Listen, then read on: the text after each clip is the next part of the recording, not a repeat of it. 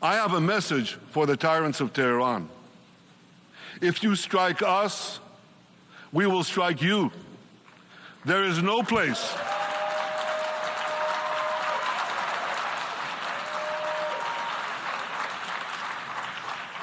There is no place in Iran that the long arm of Israel cannot reach. And that's true of the entire Middle East. Far from being lambs led to the slaughter, Israel's soldiers have fought back with incredible courage and with heroic sacrifice. And I have another message for this assembly and for the world outside this hall. We are winning.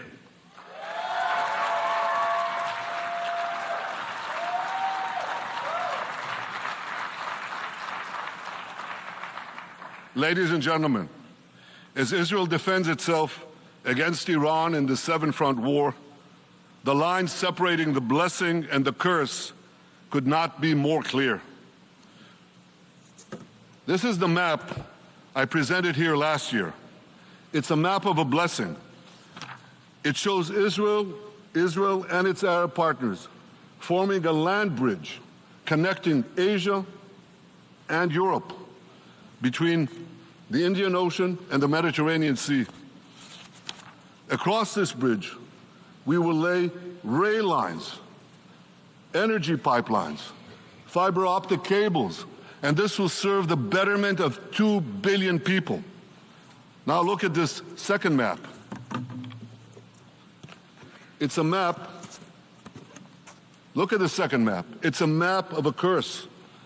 It's a map of an arc of terror that Iran has created and imposed from the Indian Ocean to the Mediterranean. Iran's malignant arc has shut down international waterways. It cuts off trade.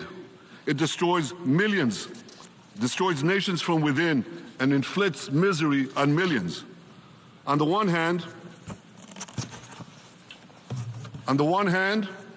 a bright blessing, a future of hope. On the other hand, a dark future of despair.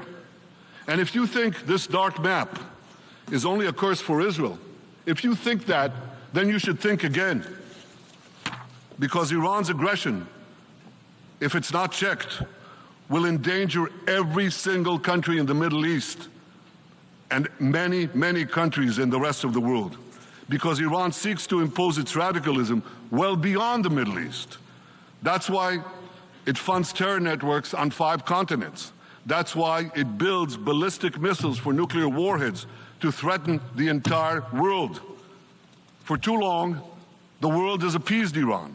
It turns a blind eye to its internal repression.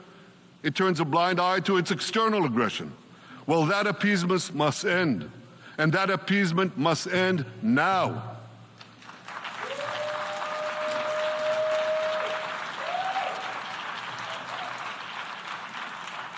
Nations of the world should support the brave people of Iran who want to rid themselves of this evil regime.